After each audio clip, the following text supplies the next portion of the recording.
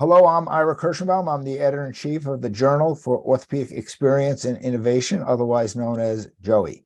We have a special evening tonight. If I'm pausing, I'm just letting some more people in. This is a seminar essentially speaking about what's next, what to expect next, how to prepare yourself for what's next, whether you're a medical student, a resident, a fellow, or even a young attending, which many of us work with.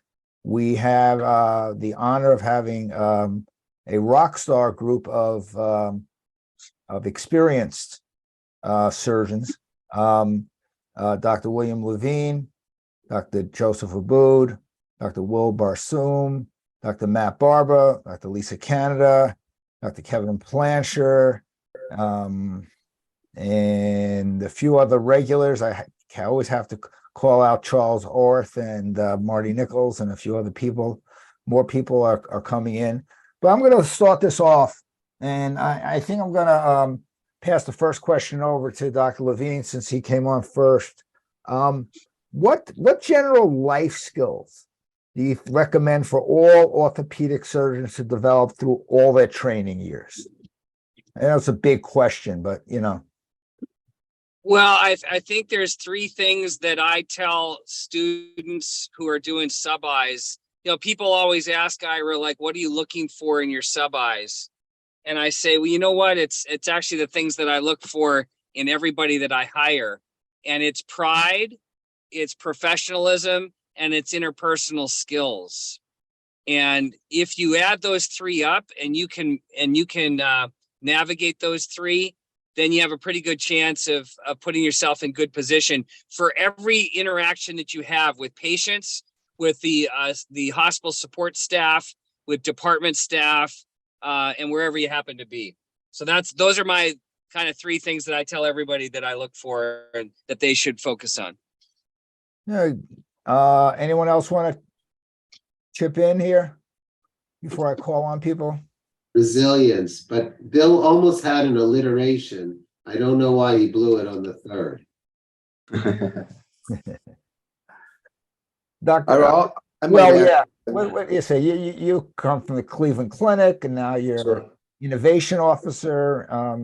You see a lot of young people. Yeah, you know, for me, we all hear about the 3 A's in medicine, right? Ability, affability, and availability.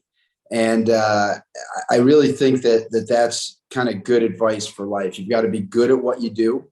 So, you know, if you're going into a surgical field, making sure that you come out being the best trained surgeon that you can be. I remember meeting with one of my mentors, Les Fortin, who was the head of joint replacements at the Cleveland Clinic when I was a resident, and sitting down with him and telling him I wanted to be an adult reconstructive surgeon, and asking his advice about fellowships. And he said, your fellowship should be the place where you go from being a really, really good orthopedic surgeon to being an excellent orthopedic surgeon. It's all about that surgery. So that was the ability part.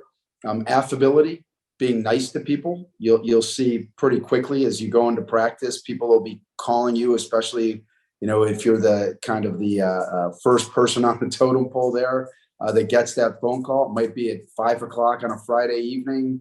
You know, always say yes. You know, there's a human being on the other end of that call that needs your help, and availability. Right? I mean, being available for folks, being nice to folks, that makes a really big difference for being successful in practice. And you know, many times the people that build the biggest practices initially aren't necessarily the people that you might say are technically the most gifted surgeons, but they are definitely the people that make that combination of A's the most successful.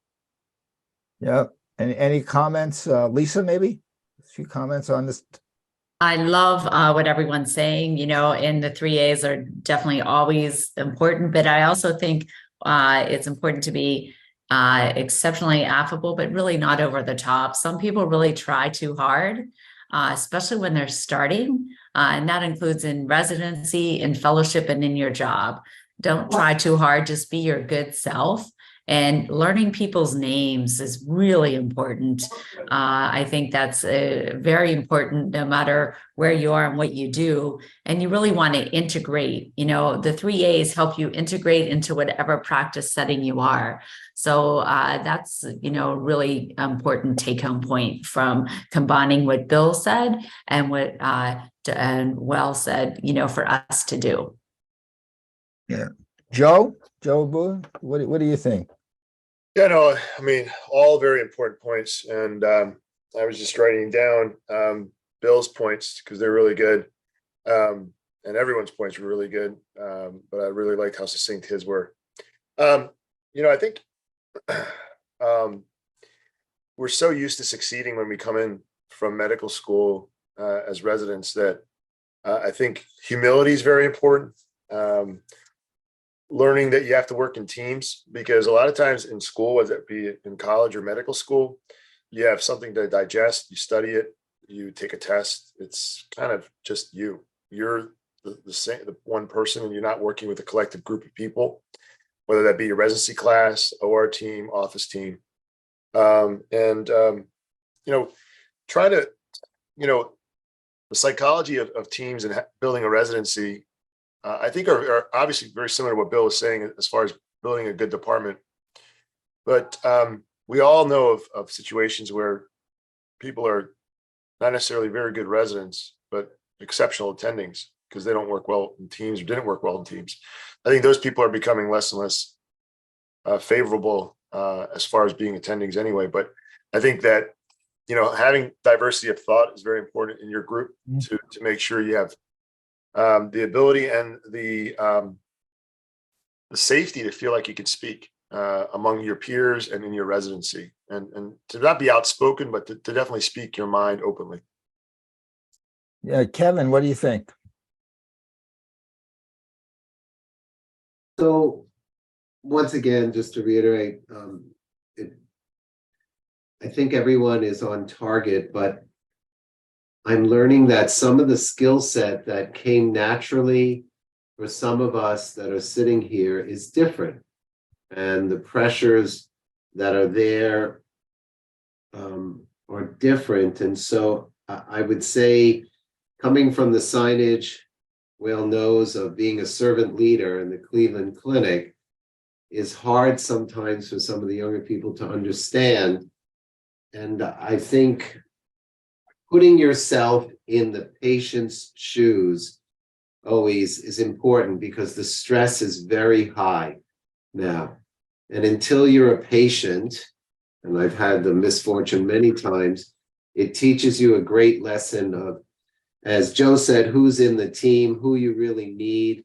And therefore, I think you become a better listener. So I would add learning how to listen, because the patient will tell you every day what needs to be done. And then remembering to, when you come home, wherever home is, to try to leave it at work and not bring it at home, so that you still have that other part of your life. Matt, you have a few things to say from, I work in the Deep South, you work in the Deep South. What do you say? Yeah, we're right next to each other there. I think the points everybody's made have been great, and they've really touched on a lot of different things. You asked for life skills. I think trying to have some balance in your life, have a home life that's stable, whatever that looks like for you, being reasonably physically healthy, that gets hard during training.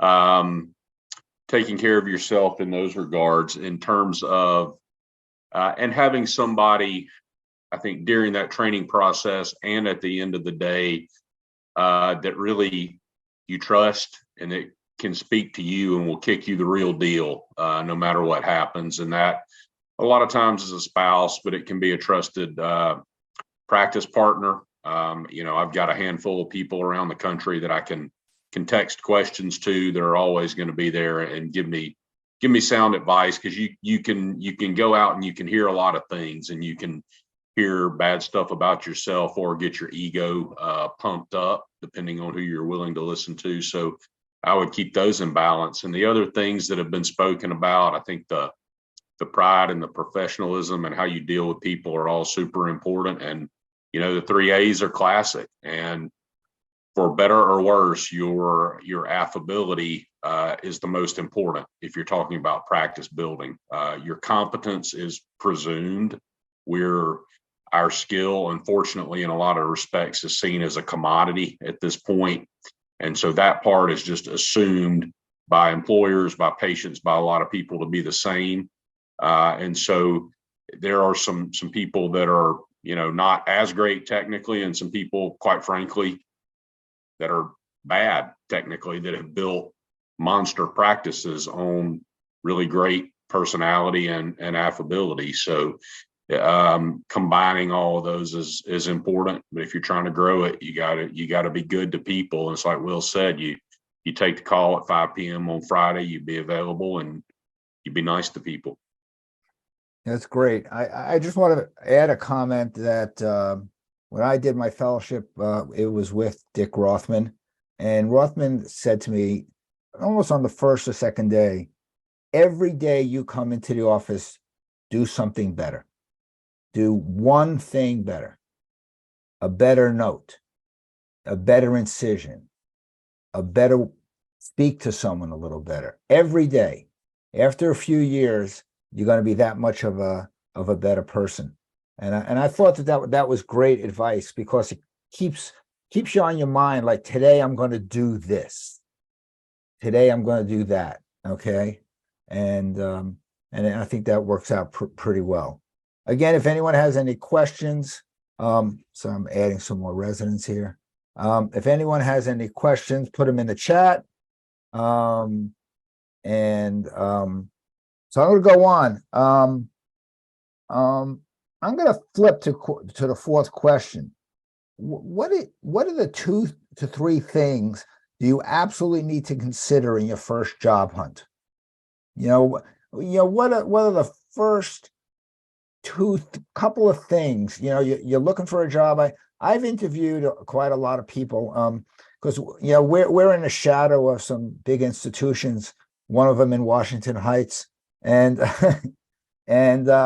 we have to interview about 5 people sometimes just to get a half a person. And but what are the things you'll look at if you want to consider your job? If I'm talking about not the point of the employer, but from the point of the job seeker. And I'd like to start this with Wael, because I know you work with a lot of practices now. Yeah. So, first and foremost, I think is cultural compatibility. And that sounds like a cliche term, but you have to, I think, make sure that your goals and your life philosophy is consistent with that of the practice. So let me be more specific. If in your first interview, it's clear that what somebody's looking for is just a high volume churn and burn doc that's just going to come and crank out cases, and that's not what you want to be, that's not the right practice for you.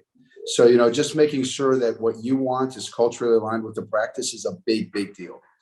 The second thing is your partners. And I would tell you that 1 and 2 probably go hand in hand to some degree. But again, making sure that you're aligned with your partners from a personality perspective, and also from a respect perspective. If you're coming out as a spine surgeon, and maybe you're confident but not super confident, having a senior spine surgeon in that practice that is ready and willing to step in and scrub tough cases with you and go through cases with you, that's a big deal. Very different than joining a practice where maybe you're the only spine surgeon and you're not quite, ready in your own mind. And the same holds true for the opposite, right? If you're super independently minded and you are really ready to go and very, very confident, and you want to go out there and light the world up, great. I mean, then, being kind of the only spine surgeon in that practice may be a great way to build your practice more quickly. So I think, that alignment and that cultural alignment is extremely important. Great. Some other comments from the faculty? I hate to be a cynic, but probably the first one is how to get out of the job. But more important than a lot of the things that people look at, money and location, how do you get out of the job? I think we all approach things different ways. When I did it, I went kind of through a little Excel spreadsheet of things that were important to me, and that wasn't on there actually, to be honest. I kind of learned that the hard way in my first job. But a lot of the other ones that Will mentioned are very important, but also your family, because I think as a resident, you may have a spouse or maybe even a young family, but you start to realize how much, at least for a lot of us, we need our family around for support and for guidance and being able to have confidants and help with things. So that's also important. So I think a lot of times people look at the remuneration immediately, but that's probably the last thing I would recommend people look at. Yeah, Ira. Yeah, Bill. Yep. Yeah, I was going to say, this is probably the most commonly asked question about from all mentees, and we've talked to lots of people about finding your first job. The first thing I tell people is related to Joe's. It's a little less negative, but it's a corollary, and that is 70% of all orthopedic surgeons leave their first job within the first 5 years, 50% within the first 2 years. So if you look at that, you can either say, boy, that's the most depressing thing I ever heard, or you say, you know what, this has taken away all of the stress of me feeling I have to find utopia. The likelihood of finding utopia is not very high. And the reason for that is that, as I tell people all the time, finding your first job is very situational. You might want an academic job, but there isn't an academic job in the geographic area that you're looking for, or vice versa. So first of all, take the pressure off. Second of all, you take the best job in the best area that suits you and your family, and you get your boards under your belt, and then you move on if that's what happens. And what Joe said is the other part of this that's so important is that I make sure that I sit down with the partner, and meaning the person's partner, and say, look, this is not like hypothetical, like we're moving to Butte, Montana because they're paying me $1.5 million in the first 3 years. This is, you're opening the envelope and we're moving to Butte, Montana. And if that's not where your partner wants to be, they could pay you $5 billion and you will be a very unhappy person. So I think you have to be very honest with your partner and make sure, because they've often been the ones who have been sacrificing for the 5 years of residency plus a year of fellowship. And it's like, no, I'm done. We need to go to a place that is mutually beneficial. Ira? Yeah, Kevin. So I'd like to build on what Bill says, that it's a fact that we as orthopedic surgeons have no clue how to pick a job when 50% change. That means our EQ sucks. So the point is that you really need your significant other, partner, or spouse to help in the process. Because I find it, unlike what Bill says, terrible that you have to uproot your life at 50% of us. And so thank God there are other jobs and people work out great. But I think it's important that I don't know that we see what we want. So my adage is, you need to ask everything. We're not trained as physicians, and we get embarrassed to ask certain questions. And we should not hold back in a polite fashion to ask.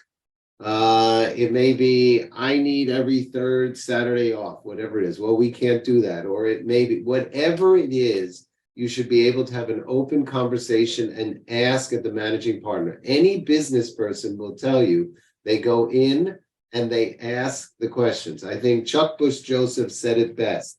I'm not offering the new partner anything. If they ask for it and it's reasonable, I'll give it to them. And so I'm talking about any job, you gotta ask, because they're not gonna volunteer anything. It doesn't work that way. This is business. There's no emotion. It's a contract that you put away, and hopefully you find the right place. But I would encourage the young people to say, it's okay to ask what the rules and the culture, as others have said, because it is about the culture, makes it successful, that you have fun and you're excited to wake up and go to work. Other comments from anyone? I'll move on to the one of the last question I did. How do you recommend dealing with the known stresses of residency? All right, the known stress or the unknowns. To quote Rumsfeld. Residency has quite a number of stresses, not the least of which applying for fellowships, but also just the hours and sometimes a toxic environment, sometimes not. Maybe I'll start with Lisa, possibly. Yeah, great question. There's known and unknown stressors, and certain things, what you have to realize, what can you be prepared for and what are you not prepared for? One thing we know that you're prepared for your cases, you're prepared for clinic, you're prepared for conferences. By being prepared, then you have less stress on you because you aren't worrying like it's like going into a case knowing you're going to be asked questions and you didn't prepare for it. There's nothing more than increasing the stresses on that. And that might cause a whole cascade of events, meaning you might not answer the questions that the patient's asking. You might not be nice when you leave the house that morning to your spouse or partner, or even your dog. You might just not be nice because you aren't prepared. So the first thing is to handle the stressors is to be prepared, and learn how to prepare by using others in the residency and also in your network. So being prepared helps. But more importantly is things don't always go right. So it's how you handle the things that go wrong in residency that really determines your pathway for success in the future. So when things go wrong, it's important to keep everything in context. And if there are mistakes made, you own up. If the environment is bad, what can you control? Can you make someone's day better to perhaps, a little bit start chipping away at the problem? It's important to know who you can trust and who you can't trust, because if you try and dump things or discuss things with the wrong person, that can lead to a bad problem. So I always say it's good to, it's important to do in dealing with the stresses, also build a team and build a team around you, a team that will help you with different aspects. That could be your home life, that could be your preparedness for surgery, that could be taking care of patients. So build a team that can help you, because that also will help take the stresses off of residency. And really, it starts on day one. You have to enlist your allies on day one. And you also have to give something to them, give back in your relationships. So it's really important. And one thing I always say with residents too, they really think about their job versus their career. You don't want to think about it's just a residency, but it's actually the building block for the rest of your career. So by succeeding in the small steps of residency and building from that, then you really are building towards a successful career. Joe, you've seen your share of residents. Yeah, I think that I wish someone had told me how frequent failure would happen as a resident. And while you need to sort of reflect on it, take it in, write notes for the next time, try not to beat yourself up too much. I think sometimes we are really hard on ourselves, and that can lead us to burnout and even depression as residents and attendings. And you have to find your outlet, whether it's rock climbing or whatever. For me, it was hanging out with friends that were not in medicine when I had free time, so I didn't have to talk about medicine, so I could hear about their lives and just have different conversations. So those were ways I tried to cope. But this is great to hear, and I think everyone that's been talking has been through all of this and understands this. I wish I had a forum like this when I was a resident, because honestly, I really had, in retrospect, no idea what I was getting myself into. And as you went through it, you're just kind of like, that true fire hose just blowing water at you. And you're like, I have no idea how to deal with this. And in the middle of the night, taking calls sometimes, walking around the hospital, thinking to yourself, this night will end. And just repeating that to myself was a coping mechanism, because sometimes you were just very, very exhausted and just, wanted to just have some of the calls stopping. Bill, a lot of residents go through Columbia, of course. And, how do they deal with the known? What is your recommendation for dealing with the known stresses? Well, I can guarantee you that the words wellness and mental health were never uttered in the 5 years that I was a resident and the years that I was a fellow. So thank goodness we're in a different era. We have a speed dial. There's a psychiatrist at Columbia who only takes care of residents, fellows, and faculty. And she's on speed dial, and all of us have her number. I call her all the time. If there's a resident, a fellow, or faculty member in need, called her twice last week. She's great. She's really approachable, obviously confidential and all that stuff. So we talk about it all the time. We have, it's got to be part of the culture, Ira. It's got to be okay. It can't be the old, sign of weakness if you're calling the attending or calling the senior resident. So I think the more that we make it just part of the culture, that's how our approach has been. And what that does is if a resident sees another resident who's struggling, just like concussions now are now part of our culture, and you can, one of the players says, hey, doc, that 42 is not right. It's the exact same concept. We've made it part of the norm, not part of the abnormal. And I think that's the goal. That's superb. Any other comments on that issue? Hey, Ira, this is Charles. A couple Yeah, things. Sure. As far as our residency and stuff, we have a mentor program with all the other residencies that are associated with us. So in that form of residents, they can talk amongst themselves and get ideas from other programs, whether it's internal medicine, general surgery, trauma, and get ideas from them. The second thing is, as a program director and with our residents, we do two things which other people probably do. We let them do a grit score, and we do a activity where we find their strengths with strength finders. And so if I know their strengths and their weaknesses, me as a program director or my faculty can actually try to help them build one or the other if they need it, to help them accomplish what is confronting them, because it's unique to them for sure what their stresses are. And we want to be coachable as the faculty. So I think if we can offer that, that helps too. Some other comments? I'll make one comment. Yeah. Well, So, the first thing I would say is it's important for you guys to know that your attendings want you to succeed. And the sense that, oh, somebody's out to get me. Just to be clear, it doesn't look good for a residency program or a fellowship to not graduate the people that started in that program. So we have every desire to see you succeed and go out into practice and absolutely kick butt.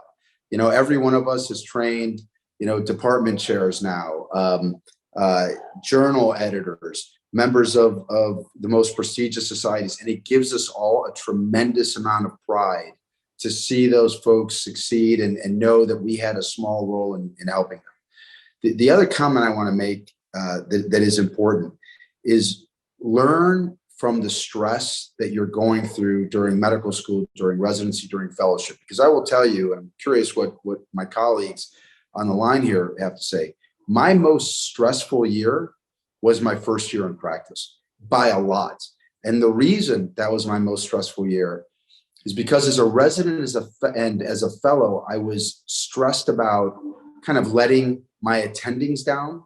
But my first year in practice, I would stress about letting my patients down a lot more. So I was waking up every morning at 3 o'clock in the morning, thinking, oh my gosh, is that wound too red? Is that hip going to dislocate? I mean, it was just a different world. So I want to make sure you kind of recognize that that's a possibility, because when you do feel that stress your first year or two in practice, you shouldn't feel like it's abnormal.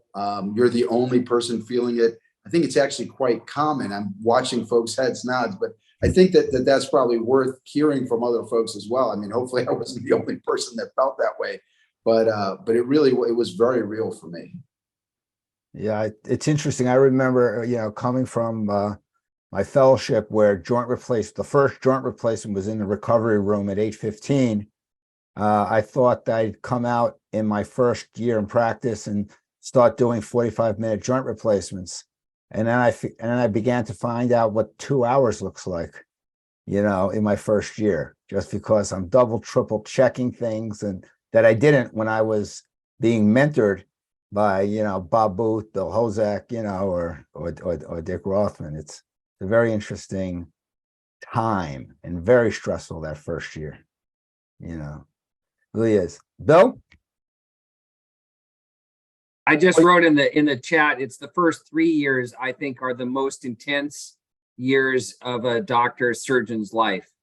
That learning curve is just intense, and you're at the height of confidence at the end of your fellowship, and then the next day you're like, you look to your left and you look to your right, and you're like, okay, there's no one else here. Game on. Right. I teach my fellows, it's called fellowship deceleration injury. And that's what it is. It's just like Bill says, you leave and you look, what just happened? And I think it's actually, well, it was really well said. I've seen now people start to retire, colleagues, and they sit down, and a few of them have gotten so emotional afterwards because they didn't realize they had that monkey on their back for all this years about worrying about their patients every day. So I don't even know if it's 1 year or 3 years. It might be 25 years. And that's the disease that we live with. But I think it's a great disease to live with. That's what, as Bill would say in the chat, makes us want to be that outstanding human being to help others. Yeah. So I'm going to make a comment and take 3 minutes of people's time. As you know, the journal is completely open access. There's no article processing cost. There's no submission fees. There's no charge for reprints, which means we probably make no money.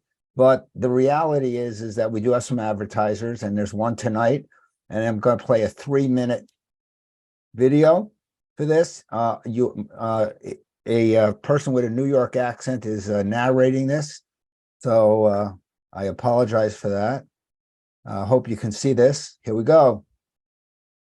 Tonight's advertiser is Pacero Biosciences, and they would like you to know that you can leverage innovation in your practice. This advances care in the outpatient and clinic setting. Pacero Biosciences is committed to providing customers with innovative pain management solutions. Their mission is to provide an opioid alternative to as many patients as possible. And their core values are patient-centered, determined, passionate, innovative thinkers, trust builders, and team-driven. There are 3 major products that orthopedic surgeons would consider using and should use in their practice. One is Zilretta, which is extended release triamcinolone. The indication is osteoarthritis of pain of the knee. Zilretta will last between 3 and 5 months, much longer than short-acting triamcinolone. The 2021 AAOS OA knee guideline update increased their recommendation to 3 stars out of 4 for long-acting intra-articular steroids. Quote, when we differentiated intra-articular steroids extended versus immediate release, our analyses demonstrated that extended release intra-articular steroids can be used over immediate release to improve patient outcomes. Another tremendous advance has been Iovera, which is cold therapy delivered to the site of pain that is a non-drug nerve block technology. This can give long-lasting pain relief for up to 90 days in the knee. This can be done perioperatively or in a preoperative situation for osteoarthritis of the knee. Exparel, which now has over 12 million patients treated since launch, is the only non-opioid long-acting local anesthetic. It works by infiltration and field block and lasts between 48 and 72 hours. And this is tremendous, especially in the ambulatory surgery setting. You can get safety information on Exparel, Zolretta, and Iovera at the Pacira Biosciences website. Thank you. All right, that's the best I can do. That's all I can say. All right, now back to the big show. No, I really want to thank Pacira for their support of these resident seminars. They've been tremendous in specifically isolating this group. So I'd like to ask group another question. We talked about the job part, about the job divorce. What do you look for in the second job? What do you look, if the first job didn't work out, do you pick yourself up, go to another part of the country? Do you just take a job in a place where you can get your boards? I mean, what do you think about if the first job doesn't work out? Because I've been interviewing a couple of people whose jobs have not worked out. All right. What do you think? Kevin, what do you think you look at? Well, so my life started in academics, right around the corner from you, as you know, in the Bronx. Yep. Loved it, came out of fellowship with a gang of 5, Joe Bosco and others. And unfortunately, my chair, or it could be a senior partner, I think I didn't ask those questions and didn't represent. And so after 7 years, 6 years, I don't remember what it was, I had to find something different. So what Bill said, sometimes you can't find the job that's there. I chose a very different outside of the box path. I created my own path. So I understand that's a very different thing that's difficult to do today. But I think you have to look for, going back to what Matt and Wael said, it is about culture. And I think I didn't investigate the culture first. So I think in finding that second job, it's imperative to live it. Maybe you spend a few days in the practice where you're going, see what it's like. Maybe they do put their best face on for you, but I think you can find it out. And then you speak to the most junior person, not the most senior person, but the most junior person, and see, are they loving it? And are they willing for you to join?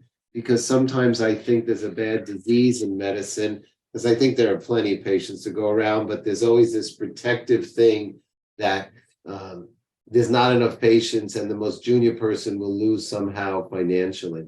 So I think it's important to befriend and really ask that junior person, I guess, would be a starting point. I'd love to hear from others. Bill? Well, if you want to find out about a job, there's 2 groups of people to talk to. Kevin's given you some of the people, great ideas, great suggestions, but the 2 people you want to talk to are your product representatives, the vendors from companies. They see every surgeon and they see what they do and how they act and how they behave in the operating room like no one else does, as do surgical nurses. So it's the same thing. Those are the people that can see behind the curtains. And we tell people to talk, you have your Arthrex rep, you're thinking about a group in Kansas City. They're going to hook you up with the folks in Kansas City and you can talk to them, because those are things and details that you cannot find out from anyone else. And they know the real story. And I think that that's a big part of the culture that Kevin and others are talking about, that you might not have any clue about on how those people behave in the OR. And as a junior person, that can be really enlightening. Okay. Yeah, you brought up a great point. It's always the behind the scenes folks that you need to get the answers from. And, you know, it's always everyone talked about the importance from the beginning. Culture is important. Sometimes people choose jobs in the beginning for the reputation and not paying attention to the culture. So that's what they have to, you know, you have to realize that what may be what led to them looking for a second job, because they chose a job based on reputation of who their partners are and what they thought they would get them. And there's two big things when looking for a job. It's which matters more? Is it the location or job type? Kevin talked about how he created his own job after being in academics. But with your family, is location going to be more important? And then you have to define what will get you in that market. And also with looking for a second job, you always learn from your first job. So what did you learn? And what would you do differently? That's also some important self-reflection that needs to go into the equation. Yeah, I'm really curious from a number of people here. What business knowledge do you think you need to learn early in your career? What business knowledge do you need to know early in your career? I'll start with Will, then I'll go to Joe, and then we'll move it around. I think a lot of that depends on the kind of practice that you're joining. So, you know, I spent the first 25 years of my life working for the Cleveland Clinic. It was a salaried model, academic. I didn't have to worry about billing. I didn't have to worry about negotiating rates with insurance companies. You know, my knowledge around business came, you know, from, you know, holding various administrative roles within the organization, but it wasn't necessary for me to be a successful orthopedic surgeon in that model. So if you choose to go to a Geisinger, to a Kaiser, to a Cleveland Clinic, to a Mayo Clinic, that's not going to play really a big role for you. If you're going to join a big practice, a big private practice, I would make the effort to learn about how is overhead calculated. Is there a sliding scale for reimbursement based on RVUs? Some practices, for example, you know, the first 4,000 RVUs you generate a year, you get paid a very small amount per RVU because that's covering overhead. Between 4,000 and 7,000, the number goes up. Between 7,000 and 10,000, the number goes up further. And above 10,000, you might be making $80 per RVU. So it's important to understand kind of how that works, because that's how you're going to get paid. Understanding ancillaries, how do ancillaries get distributed? Meaning physical therapy, radiology, MRI. Is that going to play a role for you in your compensation? Are you expected to write a check to buy into those ancillaries? Is it included in partnership? So those are all kind of important things that you need to understand. So it isn't so much reading the P&L and understanding cost of capital, a lot of the things that you might learn in an MBA program. It's more understanding the business of that practice. And I think you heard it pretty well in terms of who to talk to. If it is kind of a complex practice with different ways of compensating folks, talk to the junior members of the practice, especially those that just made partner, right? How did you make partner? Did you have to write a check for that partnership? Does the practice have a, quote, goodwill buy-in, which is now, I mean, less and less common, but some practices do. They say, well, you know, the reputation of the practice is so great, you should pay something towards that. They might not call it goodwill, but they have some other term for it. So those are I think some of the business terms that you really want to understand. And, you know, again, the Cleveland Clinic doesn't have a contract. We would get a one-page letter that said, you are hired for 1 year. This is your salary. You get the same benefits as everybody else. If you're in, sign below. That was my contract for 25. Every year for 25 years, I re-signed that same exact thing. Again, different model. than going into private practice. And if you are going to go into private practice, I would strongly encourage you, have an employment attorney that understands healthcare law to look at your contract and ensure that there's nothing that's going to take you by surprise later. So nothing worse than signing a contract that you didn't understand. If you understood it and it turned out not to be the right job, that's okay. That's on you. But if you didn't understand it, that's really kind of a pretty bad outcome. Joe? Yeah, I mean, all great points. I mean, I think coming out of residency and fellowship, this can be overwhelming. And so, yes, getting an attorney to do some of this work for you is very important. But as you grow into your career and you become a better surgeon and provider of care and diagnostics, which is obviously the most important first aspect of of being the best professional you can be.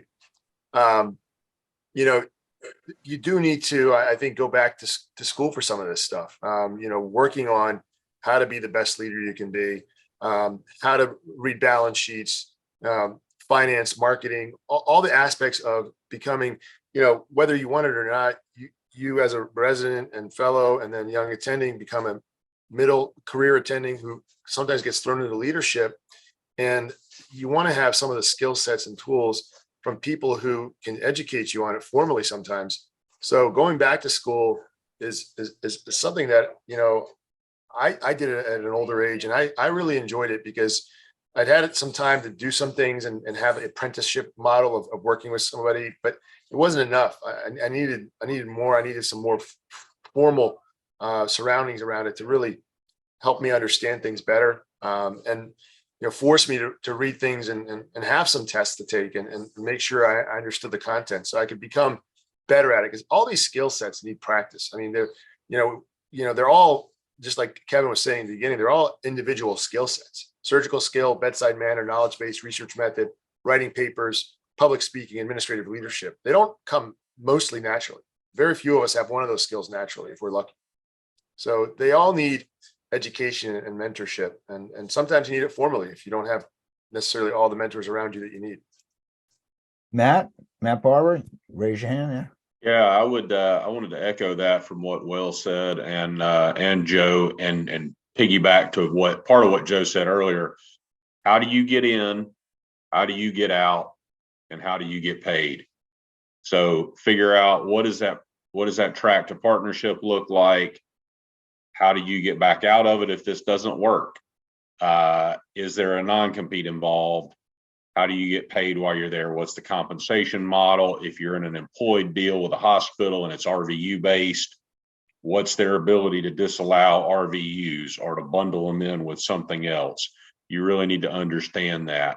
And exactly what they said, like your friend who knows a lawyer and getting them to look over it and say, oh yeah, that looks standard, is not cool. Like whatever is not in print, it doesn't exist, and whatever you signed on is what you signed on. So you need to go through that, red line it, ask for whatever you wanted. And you know, back even to what Lisa said, this whole process takes a lot of self-reflection. You're trying to figure out what's important to you in life, personally and professionally, and every part of that, where you live, the type of practice you're in, all those affect you and affect your life. But give yourself some grace too, because that's all going to change. And what was a fit for you starting out might not be a fit in 10 years or 15 years.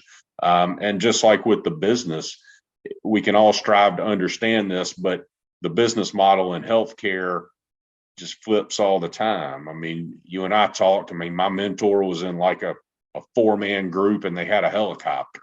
Like, you know, that's not happening in 2023. Right. I get that. I'd like to echo what Joe said about getting education there. In our department, if attending's been there 3 years, we send any young attending to the Harvard Managing Healthcare Delivery course, which is a 9-month course, 3 weeks on campus and 4 months 8 months of offsite learning. And I've already sent 6 attendings to this course to bring them up to speed as to what the healthcare environment looks like. And the department actually pays for that. I see one of my attendings on here probably taking notes saying, I didn't know that, but we'll rectify that if you didn't know it.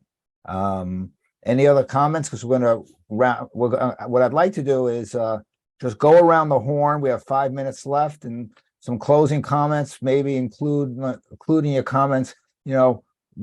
What makes for a good medical student, who makes for a good resident, who makes for a good fellow, who makes for a good orthopedic surgeon? Just maybe a little summary about that. And I know everyone's thinking about that question right now, so I'll start with Lisa quickly. What? I would say embracing change. Oh, okay. Go, Joe. I would say embracing change, because I can tell you that the only constant is change, and you have to adapt. Healthcare is obviously always changing. Your life's always changing, and learning to adapt is really important. Great. Lisa now? The tips I have, the 3 things I'll say are whether you're a medical student into residency, residents into fellows into a job, or moving jobs. Great. To succeed, you must integrate well. You must integrate seamlessly and rapidly. Weave into the team of the fabric. Weave into the fabric of the whole team. And to be great, you must be quietly compulsive. That goes along with Bill's talking about lifelong learning. And to be great, you must also provide added value. No matter what level you are, you can provide added value. You can provide added value to those around you and make your teachers better teachers and clinicians by asking questions and by being prepared. And you want to be an active and thoughtful learner. So integrate well, be compulsive, and provide added value. All right, Bill, maybe some final comments? Yeah, I think that the key element that I try to instill in people is to have self-awareness. If you have self-awareness, you can hopefully, like when we talk about 360 evaluations, what I tell people is you shouldn't need a 360 evaluation. You should be able to come into my office or into any of your mentor's office and give a 360, and likewise in reverse. So try, and if you don't have self-awareness, then get a coach to help you, because there's nothing that's going to get you into or out of trouble better than if you have that one facet in your life. Awesome. Well, I think you have to remember first and foremost that as doctors, we are given what I would consider to be the highest honor ever, in that patients are literally choosing to put their lives in our hands. And given that, you have to recognize that to some degree, you lose the right to be selfish as a doctor. You've got to recognize the value that and the honor that people are giving you. So again, getting that call at 2 o'clock in the morning for a hip fracture, and you're like, well, I'm not going to operate on it tonight. Do I really, just kind of put the patient to bed? We'll take care of it. You got to wonder, is that how you'd want your grandparent taken care of, right? I mean, obviously, you're probably not going to get up for a straightforward hip fracture in the middle of the night, but do everything you can to make sure that patient is comfortable, they're getting the best care. The attention to detail is extremely, extremely important that you always keep that in mind. I would tell our caregivers at the Cleveland Clinic when I was with Cleveland Clinic in Florida, tell them, outside of orthopedics, because obviously we're doing a lot of cancer surgery and transplant surgery and whatnot, tell folks, look, there are patients walking through our doors. Literally, this is the worst day of their lives. And you have the opportunity to make it a little bit better. So recognize that responsibility and that opportunity. Don't be selfish and think about the patient. Great. We have Matt and then Kevin to finish up, I think. when I was an intern, Ira, I think I made like in the 10th percentile on the in training exam. And my chairman set me down and was like, look, man, you got like 5 years to master orthopedics and to learn everything that you can here. So get to work. So I would say soak it up, just like learn everything you can.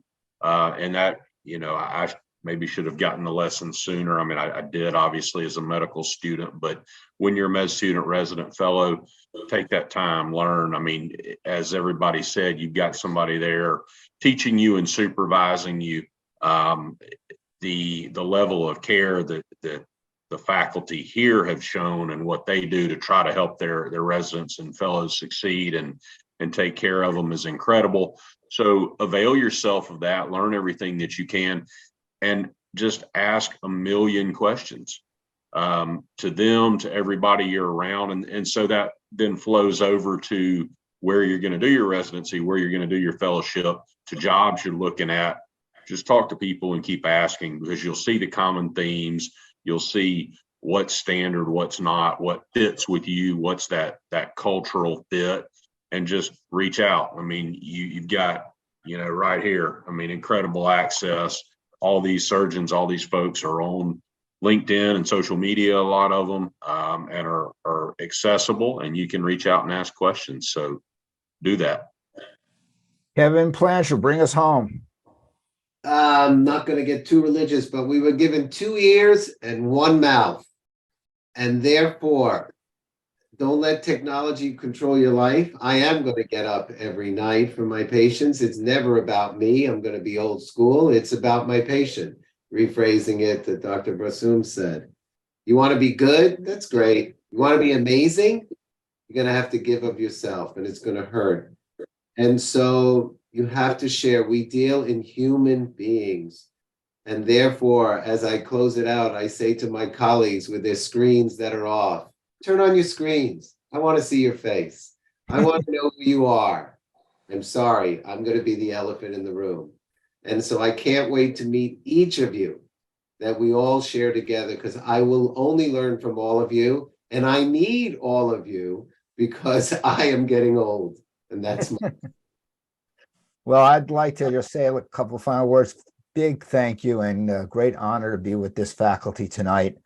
These are people I look up to on a regular basis. We're going to do 2 things. This will be edited and recorded and back on the site. We're also going to transcribe this, because I think this was some great advice, and we're going to produce this as a sort of editorial kind of article on Joey. But I want to thank everybody and thank the faculty very much. And I'll just say good night and let everyone go back to what they're doing.